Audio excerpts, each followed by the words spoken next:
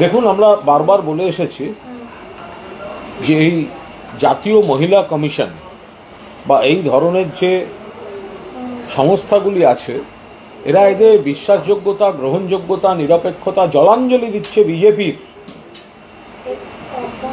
রাজনীতিমূলক পরিচালনা এবং নির্দেশ পালন। এবং আমাদের অভিযোগ যে মিথ্যা নয় তার প্রমাণ আজ নন্দীগ্রামে শুভেন্দু অধিকারীর ব্যবস্থাপনায় এবং ডক্টর অর্চনা মজুমদারের সহযোগিতায় একটি স্বাস্থ্য শিবির হয়েছে, বিজেপির লোকেরা করেছেন। নরেন্দ্র মোদীর ছবি, প্রধানমন্ত্রী, বিজেপি নেতা শুভেন্দু অধিকারী এবং ডক্টর অর্চনা মজুমদার। এবং ওখানকার সূত্র থেকে দেখা গিয়েছে যে অর্চনা মজুমদার তিনি ওই শিবিরে অংশ নিয়েছেন, শুভেন্দু অধিকারীর সঙ্গে তার নানা ধরনের ইন্টারাকশনের ছবি দেখা গেছে। প্রশ্ন হচ্ছে, জাতীয় মহিলা কমিশনের কোনো সদস্যা এরকম একটি দলীয় স্বাস্থ্য শিবিরে তিনি নাগরিক হিসেবে, ডাক্তার হিসেবে, যে হিসেবে হোক উনি যেতে পারেন কিনা? এই কারণেই তো আমরা বলেছি জাতীয় মহিলা কমিশন হচ্ছে বিজেপির শাখা সংগঠন, গণসংগঠন, যিনি নানা সময় জাতীয় মহিলা কমিশনের সদস্য পরিচয় দিয়ে রাজ্য সরকার এবং তৃণমূলের বিরুদ্ধে বিকৃত প্রচার করেন। তিনি কি করে নন্দীগ্রামে শুভেন্দু অধিকারীর পরিচালিত স্বাস্থ্য শিবিরে তিনি চিকিৎসক হয়ে উপস্থিত ছিলেন? তিনি চিকিৎসা করেছেন কি করেননি এটা বিচার্য বিষয় নয়। কেউ কোনো স্বাস্থ্য শিবির করলে সেখানে অন্য চিকিৎসকও রাখতে পারতেন, কিন্তু জাতীয় মহিলা কমিশনের সদস্যা তিনি কি করে বিজেপির শিবিরে যেতে পারেন? কিভাবে যেতে পারেন? গত কয়েকদিন ধরে শোনা যাচ্ছিল নন্দীগ্রামের মানুষ অভিষেক বন্দ্যোপাধ্যায়ের অফিসে ফোন করে বলছেন যে ডায়মন্ড হারবারে আপনি যেরকম সেবাশ্রয় করেছেন নন্দীগ্রামে এটা সেবাশ্রয় হোক। নন্দীগ্রাম থেকে বারবার ফোন যাচ্ছিল অভিষেক বন্দ্যোপাধ্যায়ের কাছে। এবার অভিষেক যদি করে ফেলেন, তো অভিষেক যদি সেবাশ্রয় নন্দীগ্রামে করেন, সেই প্যানিক থেকে তড়িঘড়ি বিজেপি এটা করতে গেল, আর করতে গিয়ে জাতীয় মহিলা কমিশনের সদস্যকে সেখানে বসিয়ে দিল। তাহলে এই জাতীয় মহিলা কমিশনের সদস্য নিরপেক্ষ? ইনি তো বিজেপির লোক, তো উনি তো আর নিরপেক্ষ নন। সেটা আমরা এতদিন বলছিলাম। আজ শুভেন্দু অধিকারী তাঁর স্বাস্থ্য শিবির করে জাতীয় মহিলা কমিশনের এই বিজেপি ঘেঁষা পক্ষপাতদুষ্ট মুখকে এক্সপোজ করে দিয়েছেন, মুখোশ খুলে দিয়েছেন। অর্চনা মজুমদার তিনি জাতীয় মহিলা কমিশনের সদস্য থাকার অনুপযুক্ত, কারণ সেটা অন্তত কাগজে কলমে তো নিরপেক্ষতা থাকা উচিত। তার বদলে তিনি নন্দীগ্রামে শুভেন্দু অধিকারীর আর বিজেপির লোকেদের স্বাস্থ্য শিবিরে গিয়ে বসে আছেন। ফলে এটাই জাতীয় মহিলা কমিশন যে বাংলায় রাজনীতি করতে আসে আর রাজনীতির লোকদের দিয়ে রাজনীতির দলবাজি করে, বিজেপির দলবাজি করে, সেটা আরো প্রমাণ হয়ে গেল। এই জায়গা থেকে প্রশ্ন করব যে অভিষেক বন্দ্যোপাধ্যায় যখন সেবাশ্রয় করেছিল ডায়মন্ড হারবারে, সেই সেবাশ্রয়কে কেন্দ্র করে বিজেপির একাধিক নেতা এমনকি শুভেন্দু অধিকারী তারা সমালোচনা করতেন। আজ সেই অভিষেক বন্দ্যোপাধ্যায়ের দেখানো পথেই নন্দীগ্রামে স্বাস্থ্য শিবির করতে হচ্ছে দুটি ব্লকে, কি বলবেন? অভিষেক বন্দ্যোপাধ্যায় যে সেবাশ্রয় করেছিলেন ডায়মন্ড হারবারে, সেখানে বিপুল সংখ্যক মানুষ লাভবান হয়েছিলেন, উপকৃত হয়েছিলেন। ফলে এটা নিয়ে সর্বত্র একটা চর্চা তৈরি হয়েছিল। তো এখন নন্দীগ্রাম থেকে অভিষেকের অফিসে এক ডাকে অভিষেক ফোনে বারবার অনুরোধ আসছিল যে নন্দীগ্রামেও সেবাশ্রয়ের মতো একটি স্বাস্থ্য শিবির করা হোক, কারণ এই ধরনের উদ্যোগ তো ওখানে কেউ নেননি। তো এখন যদি অভিষেক আগে করে ফেলেন বা যদি অভিষেক সেবাশ্রয় নিয়ে চলে আসেন, অভিষেক আনবেন কি আনবেন না, আনলে কবে আনবেন এটা অভিষেকের ব্যাপার, কিন্তু এই জল্পনাতেই প্যানিক রিয়াকশানে তড়িঘড়ি শুভেন্দু অধিকারী তড়িঘড়ি করে এই সেবাশ্রয়ের তার আগে উনি এই ধরনের একটা স্বাস্থ্য শিবির করতে গেছেন। এটা সেবাশ্রয়ের প্যানিক রিয়াকশান। আর সেই করতে গিয়ে জাতীয় মহিলা কমিশনের সদস্যকে বসিয়েছেন। এটা কোনো কথা? বিজেপি শিবিরে জাতীয় মহিলা কমিশনের সদস্য বসে আছেন। আমরা তো বলেছি বিজেপির লোক। এই যে আপনারা নিরপেক্ষ বলে বিভিন্ন চ্যানেলে ওর বাণী দেখান, জাতীয় মহিলা কমিশনের সদস্য, বা তলায় লিখে দেবেন জাতীয় মহিলা কমিশনের সদস্য ব্র্যাকেটে শুভেন্দু শিবিরে বসা। এটা যারা যারা ওর বাইট চালাবেন, অর্চনা মজুমদার একটু লিখে দেবেন। অর্চনা মজুমদার যখন বাণী দেবেন, বিজেপির কথা বলবেন, সাজানো স্ক্রিপ্ট বলবেন, তখন লেখা থাকবে ডক্টর অর্চনা মজুমদার জাতীয় মহিলা কমিশনের সদস্য ব্র্যাকেটে শুভেন্দু অধিকারী শিবিরে বসা। মিটে গেল। ওকে দয়া করে আপনারা নিরপেক্ষ বলে চালাবেন না।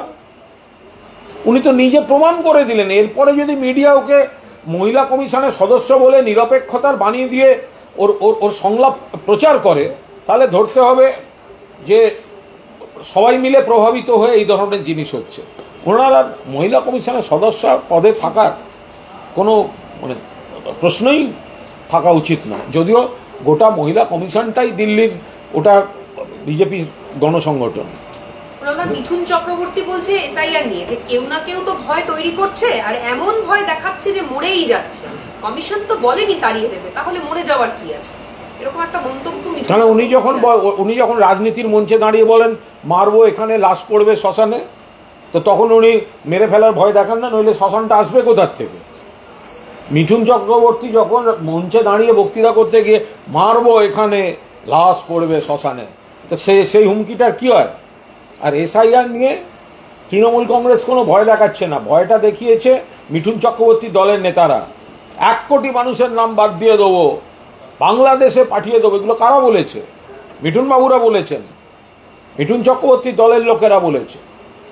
ফলে এই ভয় দেখানোটা তৃণমূল কংগ্রেস কি বলছে, আমরা একজনকেও বাদ যেতে দেব না। মমতা ব্যানার্জির নেতৃত্বে, অভিষেক ব্যানার্জির সেনাপতিত্বে তৃণমূল কংগ্রেস রাজনৈতিক আন্দোলনেও থাকবে, আইনিভাবেও থাকবে। একজনকেও বাদ দিতে দেব না। এমন কিছু করবেন না, নিজের ক্ষতি করবেন না। আমরা এটা বলছি, এটাই তো তফাৎ। মিঠুন চক্রবর্তী মাঝে মাঝে আসেন কোন ধান্দায়, তারপর এইসব কথাবার্তা বলে যান। মিঠুন চক্রবর্তীকে অ্যারেস্ট করা উচিত।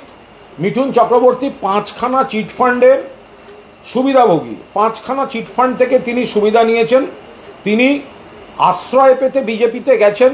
তিনি বিজেপিতে গেছেন বলে মিঠুন চক্রবর্তী এখনো অ্যারেস্ট হননি। মিঠুন চক্রবর্তীকে অবিলম্বে অ্যারেস্ট করে সারদা, রোজ ভ্যালি, অ্যালকেমিস্ট, যুগান্তর এবং প্রয়াগ, এই 5টা সিবিআই তদন্তে ওকে ইনক্লুড করা উচিত। মিঠুন চক্রবর্তীর মিসেস যোগিতা চক্রবর্তী, তাকে অবিলম্বে সিবিআইয়ের জেরা করা উচিত। যে পাপারাজি প্রোডাকশন নামে একটি সংগঠন, তারা রোজ ভ্যালির সঙ্গে কি চুক্তি করেছিল, এই সমস্ত থেকে বাঁচতে মিঠুন চক্রবর্তী বিজেপিতে গেছে। আরও বলতাম, হাইকোর্ট বারণ করে বলছে বলে পুরোটা বললাম না। গর্তে কার্বলিক অ্যাসিড দিলে সাপ বেরোবে। ইলেকশন কমিশন গর্তে কার্বলিক অ্যাসিড দিয়ে দিয়েছে, সীমান্ত এলাকা থেকে একাধিক গ্রাম ফাঁকা হয়ে যাচ্ছে। যেমন শুভেন্দু বলছেন গর্তে অ্যাসিড দিলে সাপ বেরোবে, সেই জন্যই মনে হয় আজকে মিঠুন দাকে দেখলাম অনেকদিন বাদে 2-4টে কথাবার্তা বলছে। তো অ্যাসিড পড়েছে, সাপ বেরিয়েছে। এখন যে নিজেই বলে আমি গোখরো, আমি কোবরা, যদিও প্লাস্টিকের জল ঢোড়া, তো যাই হোক, এ তো হয়েছে, সাপ বেরিয়েছে। তারপর শুভেন্দু আর মিঠুন দা বুঝে নিন কে কি। এসআইআর বিজেপির সেম সাইড গোল। মতুয়া সম্প্রদায়কে ভয়ঙ্কর বিপদে ফেলতে চলেছে এই বিজেপির এসআইআর। রাজবংশীদের টার্গেট করেছে এসআইআর। ওরা বলছে মুসলমান মুসলমান মুসলমান মুসলমান, আর কতজন হিন্দু পরিবার সমস্যায় পড়বে মিলিয়ে নেবেন। তাদের সামনে গিয়ে তখন দাঁড়িয়ে মুখ দেখাবার মতো মুখ থাকবে তো এই মিঠুন চক্রবর্তী, শুভেন্দু অধিকারীদের? কেন সীমান্ত ফাঁকা হবে? সীমান্তে গ্রামে মানুষ আছে, থাকবে। শুভেন্দুর কথা আপনি বিশ্বাস করেন? নিজেই না বলল প্রশ্ন করে। 35 জন বাংলাদেশিকে আটক করা হয়েছে আজকে উত্তর 24 পরগনার সীমান্তবর্তী জায়গা থেকে। 35 জন বাংলাদেশিকে গ্রেফতার করা হয়েছে।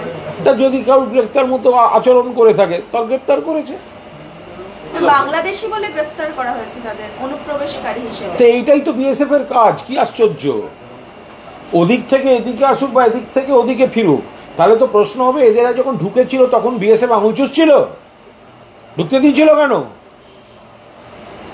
যদি বাংলাদেশ থেকে ভারতে আসতে গিয়ে কোনো বাংলাদেশি অবৈধভাবে আসতে গিয়ে ধরা পড়ে, তাহলে এই ধরাটাই হচ্ছে বিএসএফ এর কাজ।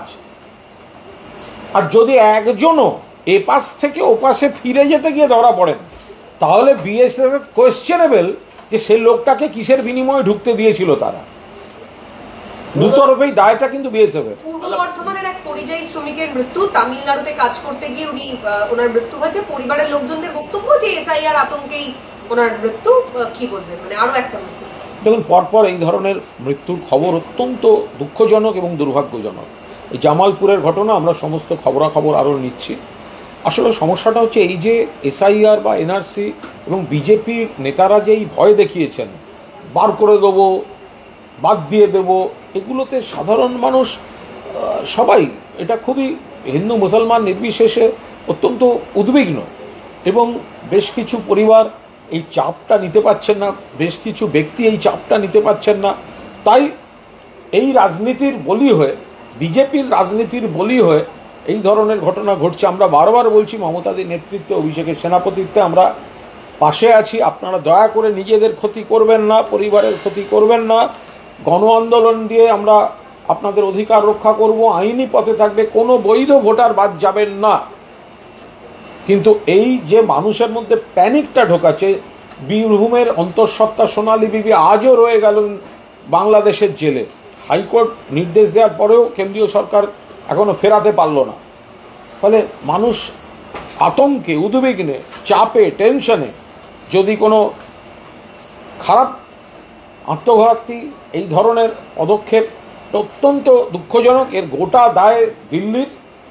এবং আমরা বারবার বলছি যে আমরা সবাই পাশে আছি, নেত্রী আছেন, দল আছে, সেনাপতি আছেন, আপনারা নিজেদের ক্ষতি করবেন না। ওনাদের আগে কলকাতা পুলিশের 5টা থানার সীমানা বিন্যাস হচ্ছে, তার মধ্যে পার্ক স্ট্রিট আলিপুর অন্যতম, যাতে এলাকা বেড়েছে। আবার ওয়ার্ডগঞ্জ ইকবারপুর থানার সীমানা প্রশাসনিক বিষয়, এ বিষয়ে কোনো রাজনৈতিক মন্তব্য করব না। একটা প্রশ্ন বলি, অত্যন্ত গুরুত্বপূর্ণ। বাংলাদেশের 51টি ছিটমহলের প্রায় 14,000 মানুষ ভারতেই থেকে যান। বর্তমানে তারা ভারতের নাগরিক। 2002 সালের ভোটার লিস্টকে ভিত্তি করে যদি এসআইআর হয়, কিন্তু এই যে বিশাল সংখ্যক মানুষ ভারতের নাগরিকত্ব পেয়েছেন 2015 সালের 1 আগস্ট, তাহলে এই 2002 সালে ভোটার তালিকায় নেই প্রায় 1157 জন ভোটারের নাম। আতঙ্কিত বাসিন্দারা এবং অধিকাংশ মাহাতো সম্প্রদায়। কি বলবেন? দেখুন, এটা অত্যন্ত গুরুত্বপূর্ণ বিষয়। কেন্দ্রীয় সরকারের তড়িঘড়ি করে হঠকারী সিদ্ধান্তে যে বা যারা বিপুল পরিমাণ মানুষ অনিশ্চয়তা এবং উদ্বেগে পড়ছেন, এই ছিটমহল সংক্রান্ত যারা বাসিন্দা আছেন তারা তাদের মধ্যে অন্যতম। এটা নিশ্চিতভাবে রাজ্য সরকার, প্রশাসন, আমাদের দল গোটা বিষয়টা খতিয়ে দেখছে, পাশে আছে। আমাদের শুধু একটাই অনুরোধ, যেটা আমাদের সর্বভারতীয় সাধারণ সম্পাদক গাইডলাইনটা পরিষ্কার করে দিয়েছেন, দয়া করে আগে নির্দিষ্ট সময়ে ফর্মটা ফিল আপ করে জমা দিন। দয়া করে নির্দিষ্ট সময়ে ফর্মটা ফিল আপ করে জমা দিন। এরপরে যা যা করণীয় সেখানে আমাদের যারা সংগঠনে আছেন তারা আইনসম্মতভাবে করবেন। আপনাদের উদ্বেগ আপনাদের উপর চাপিয়ে দিয়েছে বিজেপি। কৃষ্ণনগরের জগদ্ধাত্রী পুজোর ভাসানে পুলিশের লাঠিচার্জ শুভেন্দুদেরকে পোস্ট করে বলছেন যে প্রশাসনের মুখ এটাই হিন্দু। এটা কোনো কাজের কথা না। এত এত দুর্গা ঠাকুর প্রতিমা ভাসান হয়েছে, এত কালী প্রতিমা ভাসান হয়েছেন, মাঝখানে যতগুলি পুজো গেছেন সব ভাসান হয়েছেন, এত জায়গায় জগদ্ধাত্রী প্রতিমা বিসর্জন হয়েছেন। তো একটি ঘটনা, তার মানে তো দেখতে হবে ওখানে ঘটনাটা কি ঘটেছিল। শুধুমাত্র একটা দৃশ্যের ফুটেজ দিয়ে যদি সেটাকে দিয়ে একটা কুৎসা করছেন শুভেন্দু অধিকারী, এটা একদম ঠিক হচ্ছে না। সারা বাংলায় বিসর্জন পর্ব অত্যন্ত নির্বিঘ্নে হয়েছে, তাহলে কেন একটা জায়গায় একটা ভিডিও পাওয়া গেল? তো তাহলে সেখানে কি ঘটেছিল সেটা দেখতে হবে। ফলে সুতরাং তার সঙ্গে এই যে এত বড় বাংলায় শান্তিতে দুর্গাপুজো, এত বড় বাংলায় লক্ষ্মী পুজো, এত বড় বাংলায় কালী পুজো, এত বড় বাংলায় জগদ্ধাত্রী পুজো, এত বড় বাংলায় ছট পুজো, সবই তো নির্বিঘ্নে শান্তিতে সুন্দরভাবে ঘটেছে। তার মানে ওখানে এমন কিছু একটা হয়েছিল যেখানে পুলিশকে বিষয়টা দেখতে হয়েছে। তাহলে সেই বিকৃতিটা করছেন কেন শুভেন্দুবাবু? কুণালদা, শুভেন্দু অধিকারী দাবি পশ্চিমবঙ্গের সমস্ত বর্ডার রেখা ফাঁকা হয়ে গেছে, নিউ টাউনে কাজের লোক পাওয়া যাচ্ছে না, সমস্ত বাংলাদেশে পালিয়ে যাচ্ছে, হিন্দুদের যদিও ভয়ের কারণ নেই। দেখুন, শুভেন্দুবাবু যে বক্তব্যগুলি রাখেন ওগুলো হচ্ছে তৎকাল বক্তব্য, ওগুলো তৎকাল বক্তব্য, তার আগে কিছু থাকে না, তার পরের দিন আবার সেটা পাবেন না। ওটা একটা সাময়িক সস্তা খবরে আসার জন্য তৎকাল বক্তব্য। এখন বলছেন হিন্দুদের সমস্যা নেই, বিরাট সমস্যা আছে, মতুয়াদের সমস্যা আছে, রাজবংশীদের সমস্যা আছে, বহু লোকের সমস্যা আছে, ছিটমহলের ওখানে যারা আছেন তাদের সমস্যা হচ্ছে। তো বিজেপি এই হঠকারী সিদ্ধান্ত নিয়ে সমস্যাটা চাপিয়ে দিয়েছে।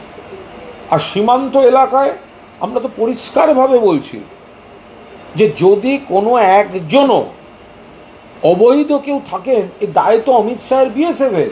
সেই ব্যক্তি ঢুকলো কি করে? আইন বদল করে সীমান্ত রেখা থেকে 15 কিলোমিটারের বদলে সীমান্ত রেখা থেকে 50 কিলোমিটার করে নিয়েছে বিজেপি। তো তাহলে সেখানে থাকলো কি করে? দায় তো বিএসএফের।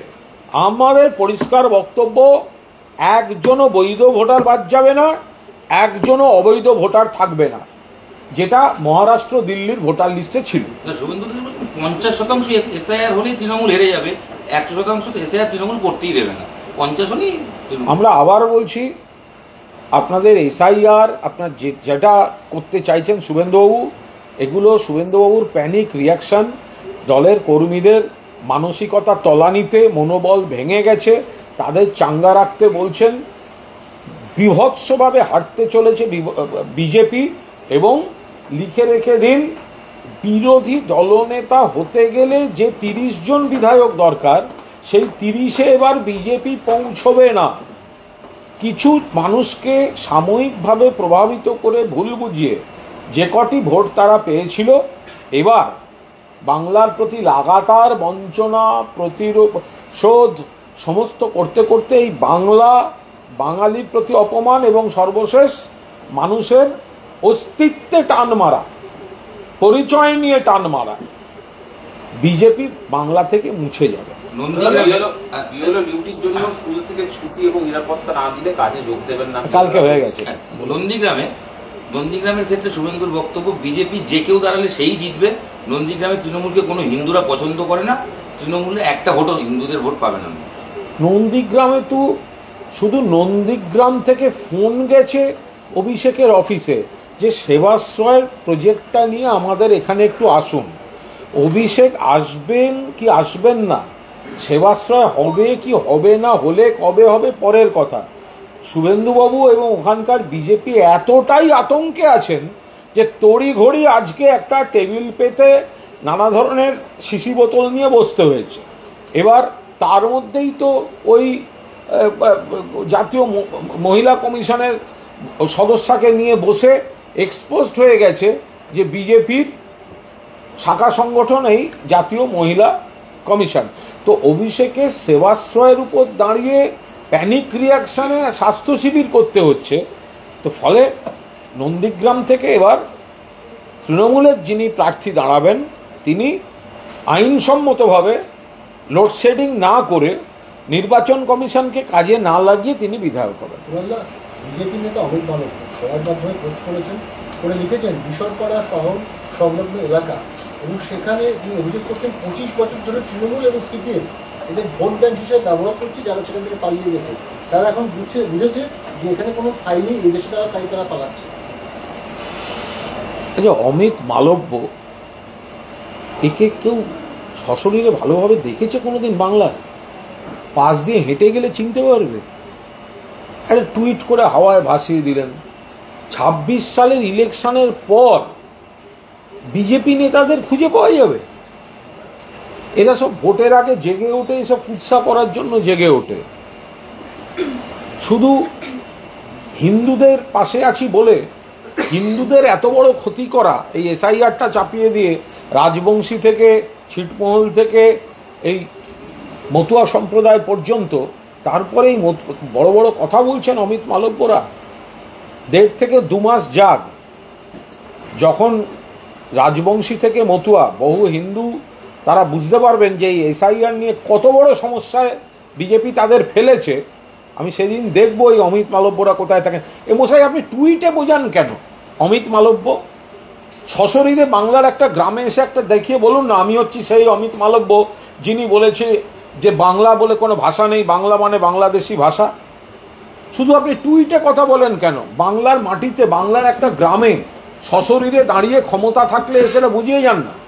সুকান্ত মজুমদার এক্স হ্যান্ডেলে আজকে পোস্ট করেছেন, দক্ষিণ দিনাজপুরে 2 জন বাংলাদেশি অনুপ্রবেশকারী সচিত্র পরিচয়পত্র আছে তাদের বাংলাদেশে।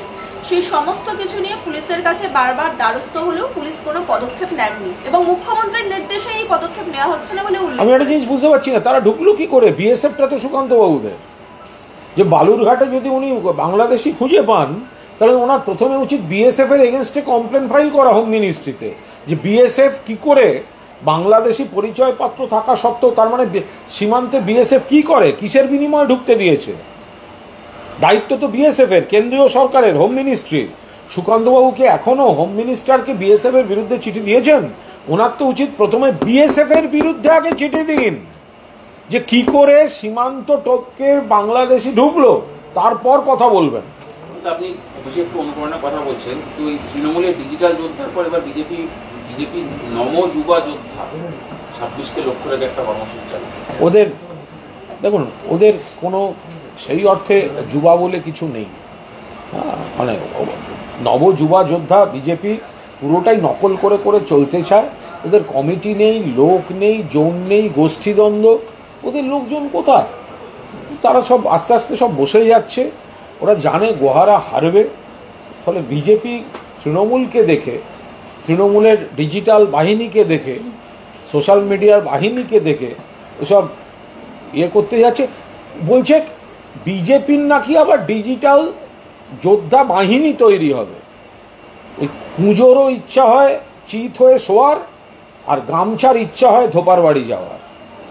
আচ্ছা, উত্তর 24 পরগনার আইএনটিটিউসি এক সভাপতি তাপস দাশগুপ্তের একটা ভিডিও ভাইরাল হয়েছে, যেখানে উনি বলছেন একটা রক্তদান শিবিরে গিয়ে মহিলাদের যে বিজেপি চক্রান্ত করে এনআরসির মধ্যে দিয়ে ডিটেনশন ক্যাম্পে পাঠিয়ে দেবে, এই বলে বাড়ি বাড়ি গিয়ে ভয় দেখাতে হবে আপনাদের, এমনটা উনি নির্দেশ দিচ্ছেন। এই ভিডিও প্রকাশ্যে এসেছে, ভাইরাল হয়েছে। কি বল, মানে ভয় দেখানোর কথা উনি নিজেই শিখিয়ে দিচ্ছেন। এটা উনি কি ভাষায় বলেছেন আমি জানি না, যেহেতু অসমে এটা হয়েছে সেই প্রসঙ্গটা মনে করিয়ে দিতে বলছেন। কি ভাষায় বলেছেন, কি বলতে গিয়ে কি বলে ফেলেছেন, সেটা ওই যেমন জগন্নাথ সরকার বিজেপির, উনি যেমন সীমান্তটাই তুলে দিয়েছেন যে দু দেশ মিলে যাবে। এখানের বক্তব্যটা হচ্ছে অসমে কি হয়েছিল। অসমে যেটা হয়েছিল যে তারপর ধরে ধরে ডিটেনশন ক্যাম্পে পাঠিয়ে দেওয়া হয়েছিল এবং বিপুল সংখ্যক হিন্দু বাঙালি পরিবার, বঙ্গভাষী পরিবারও তারা ডিটেনশন ক্যাম্পে আটকে গেছে। তো সেইটাই তো মানুষকে বলার কথা। তো সেইটাই যারা দলের বোঝাতে যাবেন তো তাদেরকে সেটা, সেই পয়েন্টগুলো উনি বলেছিলেন। এবার সেইটাকে আপনারা কীভাবে ব্যাখ্যা করবেন বা উনি কি শব্দ প্রয়োগ করেছেন আলাদা, কিন্তু যেটা বলেছেন সেটা তো বাস্তব, যে ডিটেনশন ক্যাম্পেই তো ওরা পাঠিয়েছে। ডিটেনশন ক্যাম্পে এখানে নাম না থাকলে তারপর ডিটেনশন ক্যাম্পে পাঠাচ্ছে বলেই তো মানুষ অসুবিধায় পড়ছে। তো মানুষকে এগুলো আমরা বলবো না যে আসামের দিকে দেখুন কীভাবে ডিটেনশন ক্যাম্পে আছে। তো মানুষকে তো এই যে একটা অপ্রিয় পরিস্থিতি বিজেপি তৈরি করে দিচ্ছে, তো সেটা তো মানুষকে সচেতন করা বা বলা, সেটা তো তৃণমূলের কর্মীদের কাজ। এবার সেটা বলতে গিয়ে উনি কি বলে ফেলেছেন সে পরের কথা। শিক্ষামন্ত্রী বলছেন যে দপ্তরের সঙ্গে কথা না বলেই বিএলও নিয়োগ করছে, এগুলো সব কাল হয়ে গেছে, আমি বলে দিয়েছি গতকাল সব বলে দিয়েছি। মনোজ টিকার ঘটনায় দিলীপ ঘোষের বক্তব্য, টেবিলে না চাপড়ে গালে চড় মারা উচিত।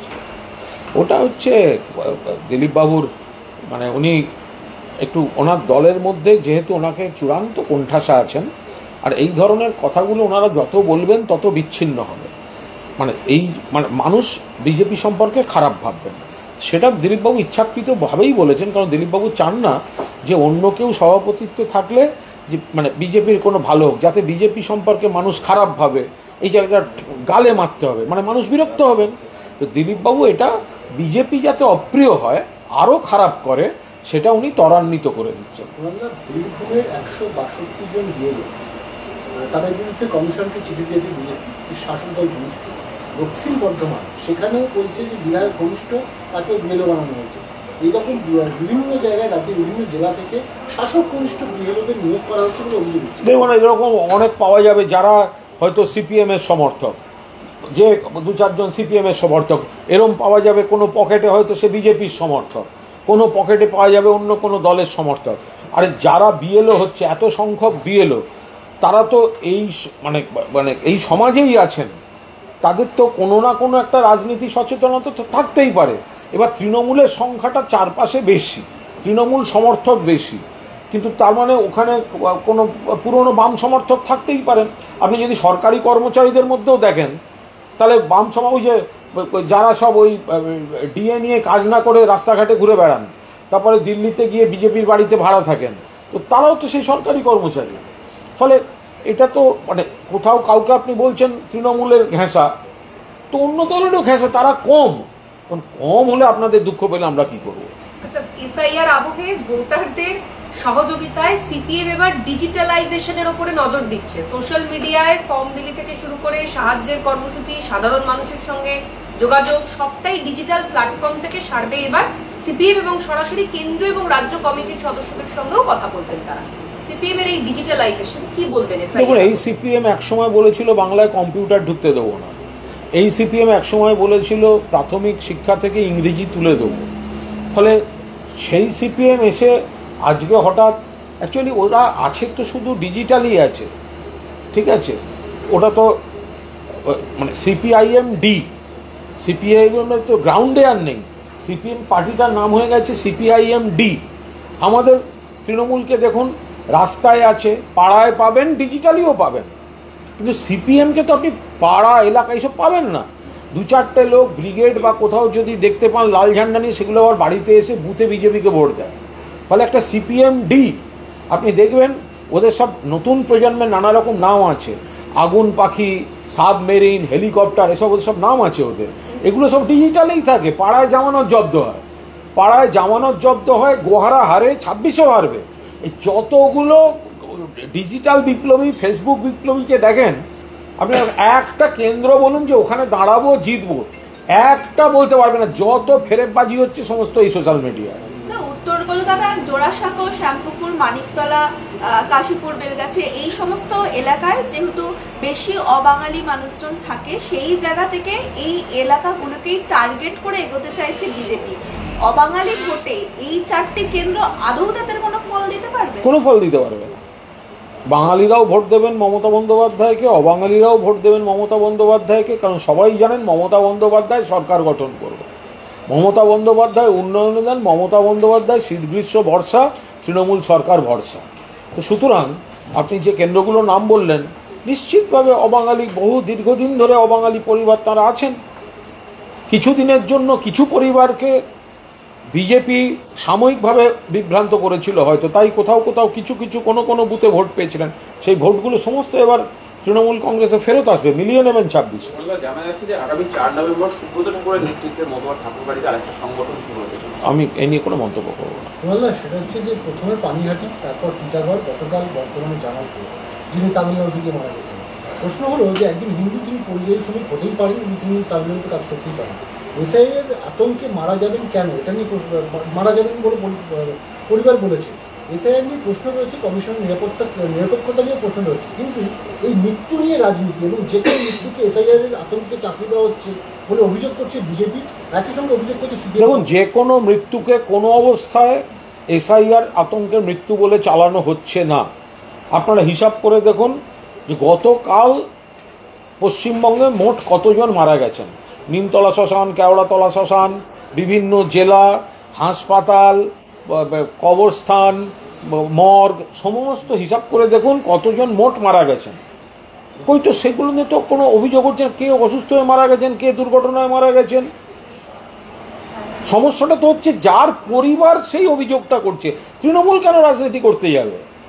ধরা যাক কাল সারাদিনে যতজন মোট মারা গেছেন, তার সেখানে কি কোনো এসআইআর নিয়ে কোনো অভিযোগ হয়েছে?